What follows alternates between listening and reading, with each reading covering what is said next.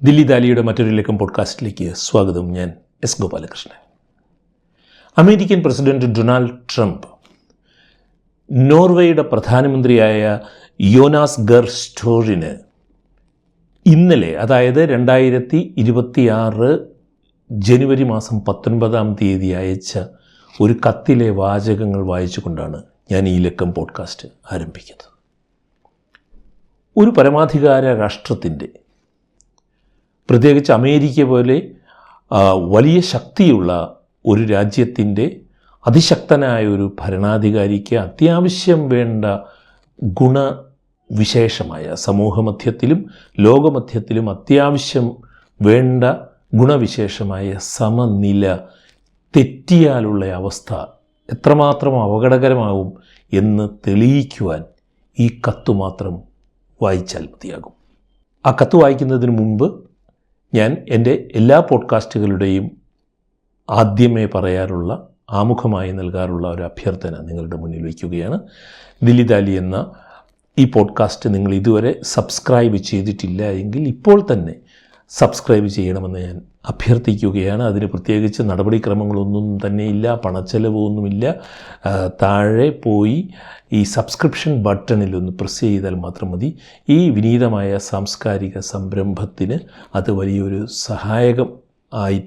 സഹായമായി തീരും എന്നുള്ളത് കൊണ്ടാണ് ഞാൻ എല്ലാ പോഡ്കാസ്റ്റിലും ഇങ്ങനൊരു അഭ്യർത്ഥന വയ്ക്കുന്നത്.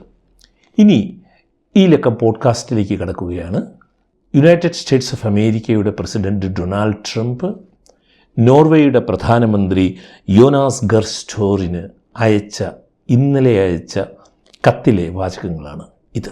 ഡിയർ യോനാസ്, 8-ലധികം യുദ്ധങ്ങൾ അവസാനിപ്പിക്കുവാൻ എനിക്ക് കഴിഞ്ഞിട്ടും നിങ്ങളുടെ രാജ്യം സമാധാനത്തിനുള്ള നോബൽ സമ്മാനം എനിക്ക് നൽകാതിരുന്നതിനാൽ ഇനി ലോകശാന്തിയെക്കുറിച്ച് മാത്രം ചിന്തിക്കേണ്ട ഒരു ബാധ്യതയും എനിക്കില്ല. ലോകസമാധാനം എന്ന വിചാരം എന്നിൽ പ്രധാനപ്പെട്ടതായി തുടരുമെങ്കിലും എന്നെ സംബന്ധിച്ചിടത്തോളം ഇനി മുതൽ പ്രധാനം എന്താണ് യുണൈറ്റഡ് സ്റ്റേറ്റ്സ് ഓഫ് അമേരിക്കയ്ക്ക് നല്ലത് എന്നതായിരിക്കും. ഡെൻമാർക്കിന് ഏതായാലും ആ രാജ്യത്തെ റഷ്യയിൽ നിന്നോ ചൈനയിൽ നിന്നോ രക്ഷിക്കാൻ കഴിയില്ലല്ലോ. ഗ്രീൻലാൻഡ് എന്ന രാജ്യത്തെക്കുറിച്ചാണ് പറയുന്നത്. ഗ്രീൻലാൻഡ് പിടിച്ചെടുക്കുവാൻ അമേരിക്ക ശ്രമിക്കുന്നതിൻ്റെ ഭാഗമായിട്ടാണ് ഈ പറയുന്നത്. ഡെൻമാർക്കിന് എന്തായാലും ആ രാജ്യത്തെ റഷ്യയിൽ നിന്നോ ചൈനയിൽ നിന്നോ രക്ഷിക്കാൻ കഴിയില്ലല്ലോ. പിന്നെന്തിന് അവർക്ക് ഗ്രീൻലാൻഡിന് മുകളിൽ ഈ ഉടമസ്ഥാവകാശം നിലനിൽക്കണം?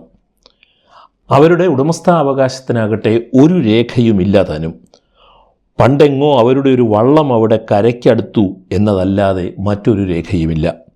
ഞങ്ങളുടെയും എത്രയോ കപ്പലുകൾ ഇതിനോടകം അവിടെ കരയ്ക്കടുത്തിരിക്കുന്നു. നാറ്റോ രാജ്യങ്ങൾക്ക് വേണ്ടി നാറ്റോയുടെ ആവിർഭാവത്തിന് ശേഷം ഞാൻ ചെയ്തത്ര ഉപകാരങ്ങൾ ചെയ്ത വേറെ ആരാണുള്ളത്? അതിനാൽ ഇപ്പോൾ അമേരിക്കയ്ക്ക് വേണ്ടി എന്തെങ്കിലും നല്ലത് നാറ്റോയ്ക്ക് തിരിച്ചു ചെയ്യേണ്ട ഒരു സമയമായി മാറിയിരിക്കുന്നു ഇത്. ഗ്രീൻലാൻഡിന് മുകളിൽ അമേരിക്കയ്ക്ക് സമ്പൂർണ്ണ നിയന്ത്രണമില്ലെങ്കിൽ ലോകം സുരക്ഷിതമായിരിക്കില്ല. നന്ദി, പ്രസിഡന്റ് ഡൊണാൾഡ് ട്രംപ്. അതായത് ഇപ്പോൾ ഡെൻമാർക്കിന് കീഴിലുള്ള ഗ്രീൻലാൻഡ് എന്ന രാജ്യം അമേരിക്കയുടെ കീഴേ ആയില്ലെങ്കിൽ ലോകത്തിൽ സമാധാനമുണ്ടായിരിക്കില്ല എന്നാണ് പ്രസിഡന്റ് ട്രംപ് പറഞ്ഞിരിക്കുന്നത്. അതുമാത്രമല്ല, നോർവേയുടെ പ്രധാനമന്ത്രിയോട് അദ്ദേഹം പറയുന്നത്, സമാധാനത്തിനുള്ള നോബൽ സമ്മാനം നിങ്ങളെനിക്ക് നൽകിയില്ലല്ലോ, അതുകൊണ്ട് ലോകത്തിൽ സമാധാനം നിലനിർത്തേണ്ട യാതൊരു ബാധ്യതയും എനിക്കിനിയില്ല എന്നുമാണ്. അതിന് നോർവേയുടെ പ്രധാനമന്ത്രി നല്ല മറുപടിയും ട്രംപിനോട് പറഞ്ഞിട്ടുണ്ട്. നോബൽ സമ്മാനം നൽകുന്നത് നോർവേ സർക്കാരൊന്നുമല്ല എന്നുള്ളത് താങ്കൾക്ക് ഇതുവരെ അറിയില്ലേ എന്നുള്ളത്. ഈ ഡൊണാൾഡ് ട്രംപ് നോർവേ പ്രധാനമന്ത്രിക്ക് അയച്ച കത്തിൽ നിന്ന് 2-3 കാര്യങ്ങൾ വെളിവായി വരുന്നുണ്ട്. ഒന്ന്, വളരെ മോശം ഇംഗ്ലീഷിൽ എഴുതിയിട്ടുള്ള ഒരു കത്താണ് ഇത് എന്നാണ്. അമേരിക്കൻ പത്രപ്രവർത്തകയും ചരിത്രകാരിയുമായ ആൻ ആപ്പിൾബോം അറ്റ്ലാന്റിക്കിൽ ഇന്ന് എഴുതിയ ഒരു ലേഖനത്തിൽ പറഞ്ഞിരിക്കുന്ന ഒരു കാര്യമാണ്. വളരെ മോശം ഇംഗ്ലീഷിലാണ് ഇത് എഴുതിയിരിക്കുന്നത്.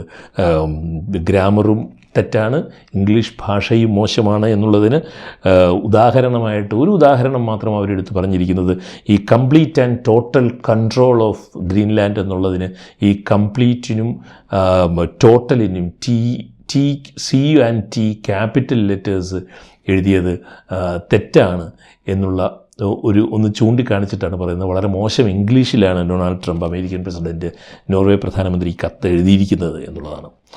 അതിനത്ര ഒരു പ്രാധാന്യമൊന്നും ഞാൻ കൊടുക്കുന്നില്ല.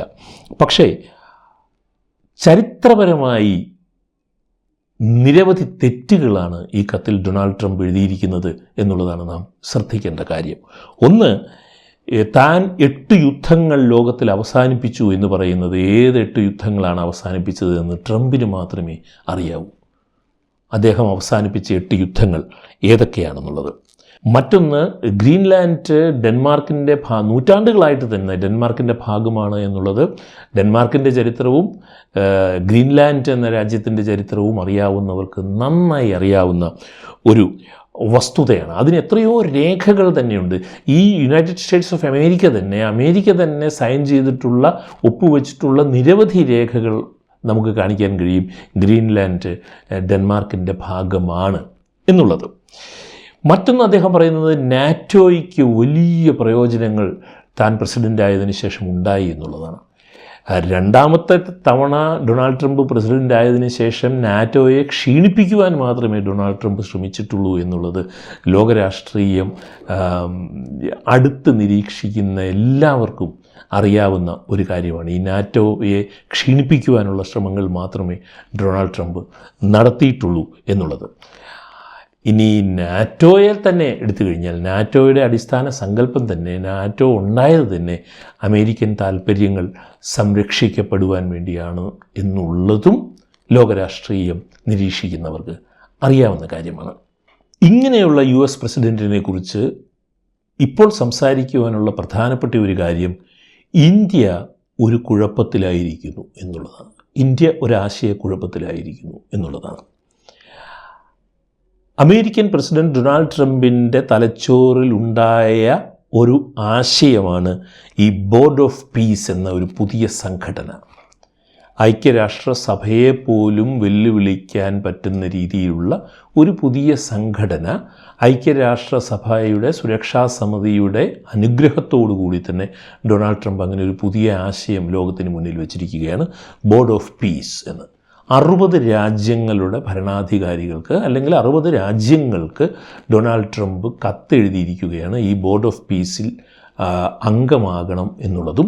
ഈ ബോർഡ് ഓഫ് പീസ് എന്ന് പറയുന്നത് 2 കൊല്ലം നീണ്ടുനിന്ന യുദ്ധത്താൽ തകർന്ന് തരിപ്പണമായ ഗസയുടെ പുനഃസൃഷ്ടിക്ക് വേണ്ടിയാണ് ഈ ബോർഡ് ഓഫ് പീസ്, ശാന്തിക്ക് വേണ്ടിയുള്ള ഈ പ്ലാറ്റ്ഫോം ഉണ്ടാക്കിയിരിക്കുന്നത് എന്ന് ഡൊണാൾഡ് ട്രംപ് പറയുകയാണ്.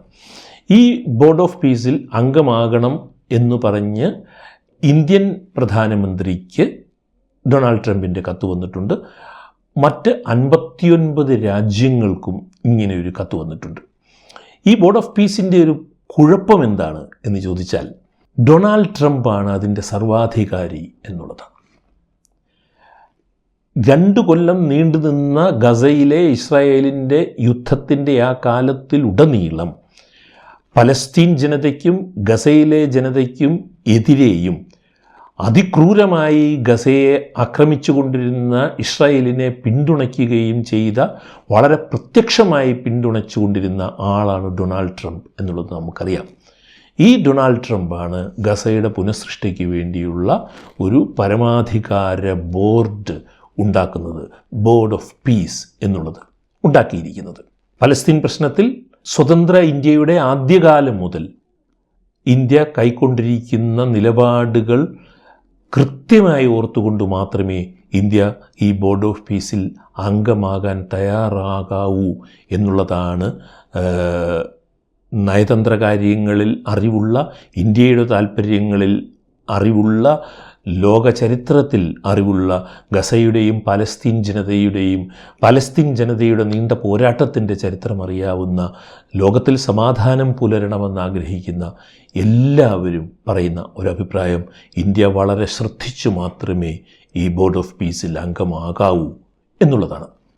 അംഗമാകുകയാണെങ്കിൽ ഒരു വീറ്റോ പവറെങ്കിലും ഇന്ത്യക്ക് ഉണ്ടാകണം എന്നും പറയുന്നവരുണ്ട്. ഈ ബോർഡ് ഓഫ് പീസിനെ കുറിച്ച് ഇങ്ങനെ എതിരായിട്ടുള്ള അഭിപ്രായം പറയാനുള്ള കാരണം അത് ഗസയെ സഹായിക്കുവാനല്ല, ഗസയിലെ ജനങ്ങളെ സഹായിക്കുവാനല്ല, യുദ്ധത്തിൽ തകർന്ന് തരിപ്പണമായ ആ ജീവിതങ്ങളെ തിരിച്ചെടുക്കുവാൻ സഹായിക്കാനുള്ളതല്ല എന്നുള്ളത് ഡൊണാൾഡ് ട്രംപിൻ്റെ രാഷ്ട്രീയത്തിൽ നിന്ന് തന്നെ വ്യക്തമായതുകൊണ്ടാണ്.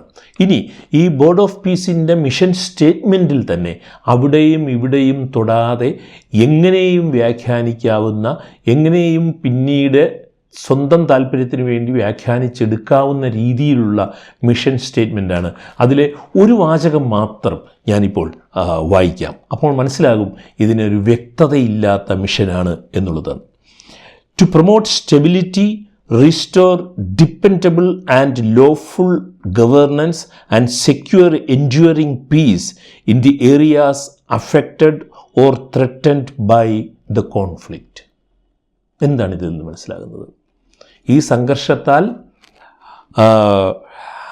ത്രട്ടൺ ചെയ്യപ്പെടുകയോ അഫക്റ്റ് ചെയ്യപ്പെടുകയോ ചെയ്ത, സമാധാനമില്ലാതായിപ്പോയ പ്രദേശങ്ങളിൽ നിയമപ്രകാരമുള്ള ഗവേണൻസിനും ഡിപ്പെൻഡബിൾ ആയിട്ടുള്ള ജീവിതത്തിനെയും സ്റ്റെബിലിറ്റിയെയും പ്രൊമോട്ട് ചെയ്യുവാൻ വേണ്ടിയാണ് എന്നാണ് ഡൊണാൾഡ് ട്രംപ് പറയുന്നത്. ഇതിൽ ഇസ്രയേലിൻ്റെ റോൾ എന്തായിരിക്കും എന്നുള്ളതാണ്.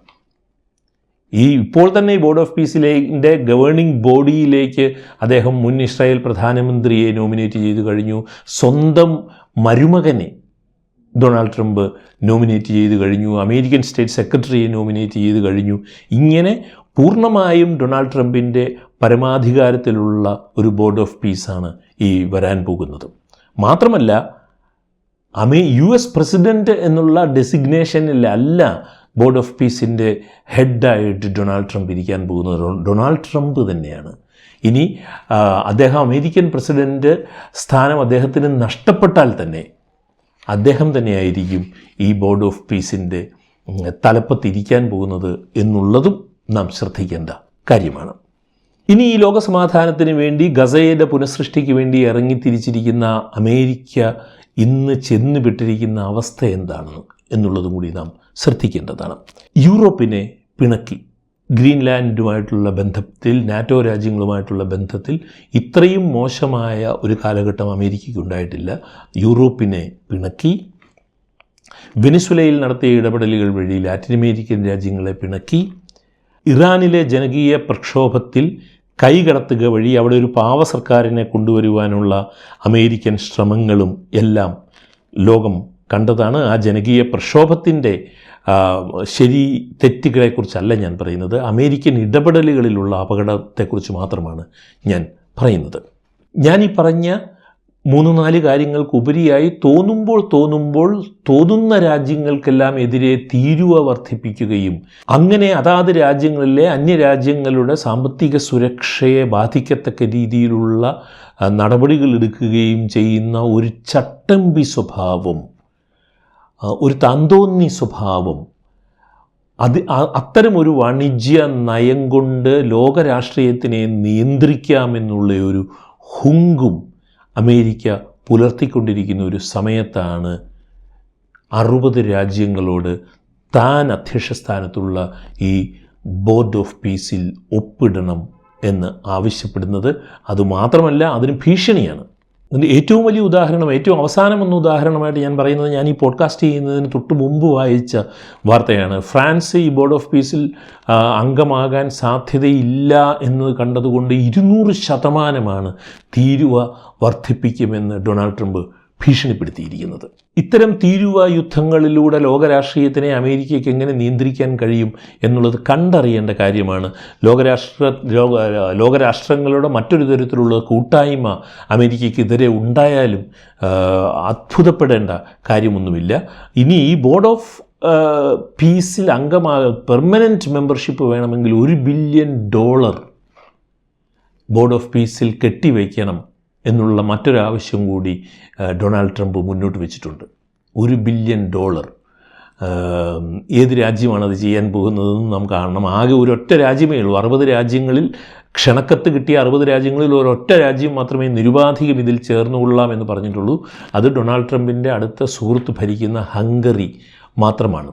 ഇനി ഈ $1 ബില്യൺ കൊടുക്കണം എന്ന് പറഞ്ഞതോടുകൂടി ഇസ്രായേൽ പോലും പറയുന്നത് ഞങ്ങളുടെ കയ്യിൽ അതിനുള്ള പൈസയൊന്നുമില്ല, ഞങ്ങൾ തരില്ല എന്നാണ് പറഞ്ഞിരിക്കുന്നത്. ഇസ്രായേൽ പോലും സത്യത്തിൽ ഇസ്രായേലിനെ സഹായിക്കാൻ വേണ്ടിയുള്ള അമേരിക്കയും ഇസ്രായേലും തമ്മിലുള്ള ഒരു അച്ചുതണ്ട് ഉണ്ടാക്കുന്നതാണ് സത്യത്തിൽ ഈ ബോർഡ് ഓഫ് പീസ് തന്നെ. എന്നിട്ട് പോലും ഇസ്രായേൽ ആ പണം പെർമനൻറ്റ് മെമ്പർഷിപ്പിന് വേണ്ടിയുള്ള പണം തരാൻ പറ്റില്ല എന്ന് പറഞ്ഞു എന്നുള്ളതാണ് വാർത്ത. ഇനി കാനഡയും ഈ ബോർഡ് ഓഫ് പീസിൽ അംഗമാകാം എന്ന് ഇറ്റലിയും കാനഡയും ബോർഡ് ഓഫ് പീസിലോട് ഈ ബോർഡുമായി സഹകരിക്കാം എന്ന് പറഞ്ഞിട്ടുണ്ടെങ്കിലും എങ്ങനെ സഹകരിക്കാം എന്നുള്ളതിന് അവർക്കൊരു വ്യക്തതയില്ല. ആ വ്യക്തത വന്നിട്ടുമില്ല. അവരെ ആരും തന്നെ ഇതിൻ്റെ പെർമനൻറ്റ് മെമ്പർഷിപ്പിന് പണം കൊടുത്ത് അംഗമാകാൻ സാധ്യതയും കാണുന്നില്ല. അപ്പോൾ ഗസയുടെ പുനഃസൃഷ്ടിക്ക് വേണ്ടിയൊന്നുമല്ല ഈ ബോർഡ് ഓഫ് പീസ് ഉണ്ടാക്കിയിരിക്കുന്നത് എന്ന് തിരിച്ചറിയുവാൻ കൂടുതൽ ആലോചിക്കേണ്ട കാര്യമൊന്നുമില്ല. ഇത് തൻ്റെ പേശീബലത്തിൽ, തൻ്റെ രാഷ്ട്രത്തിൻ്റെ പേശീബലത്താൽ ലോക രാഷ്ട്രീയത്തിൽ ഒരു പുതിയ ധ്രുവീകരണം ഉണ്ടാക്കുവാനുള്ള അമേരിക്കയുടെയും ഡൊണാൾഡ് ട്രംപിൻ്റെയും സമനില തെറ്റിയ ഒരു തന്ത്രം മാത്രമായിട്ട് ഈ മൊത്തത്തിൽ ഈ സമഗ്ര ചിത്രത്തിനെ നമുക്ക് വിലയിരുത്തേണ്ടി വരും. നമുക്കറിയാവുന്നതാണ് ഡൊണാൾഡ് ട്രംപിൻ്റെ ഐക്യരാഷ്ട്രസഭയുമായിട്ടുള്ള ഡൊണാൾഡ് ട്രംപിൻ്റെ ബന്ധത്തെ. ആദ്യകാലം മുതൽ തന്നെ ഐക്യരാഷ്ട്രസഭ പറയുന്നതൊന്നും കേൾക്കാതിരിക്കുകയും ഐക്യരാഷ്ട്രസഭയെ അനാദരിക്കുകയും ഒക്കെ ചെയ്തു പോരുന്ന ഒരാളാണ് ഡൊണാൾഡ് ട്രംപ്. അതുകൊണ്ട് ഐക്യരാഷ്ട്രസഭയെ ക്ഷീണിപ്പിക്കുവാൻ, അല്ലെങ്കിൽ തന്നെ ക്ഷീണിതയായ ഐക്യരാഷ്ട്രസഭയെ കൂടുതൽ ക്ഷീണിപ്പിക്കുവാനുള്ള ഒരു തന്ത്രം മാത്രമാണ് ഡൊണാൾഡ് ട്രംപ് രൂപം കൊടുത്തിരിക്കുന്ന ഈ ബോർഡ് ഓഫ് പീസ് എന്ന് ഇന്ത്യ തിരിച്ചറിയുകയും അങ്ങനെ ആലോചിച്ചു മാത്രം ഇന്ത്യ ഇക്കാര്യത്തിൽ ഒരു തീരുമാനം എടുക്കാവൂ എന്നുള്ളതുമാണ് ഈ പോഡ്കാസ്റ്റിൻ്റെ അവസാനം പറയാനുള്ളത്. പോഡ്കാസ്റ്റ് കേട്ട സുമനസ്സുകൾക്ക് നന്ദി. സ്നേഹപൂർവ്വം എസ് ഗോപാലകൃഷ്ണൻ.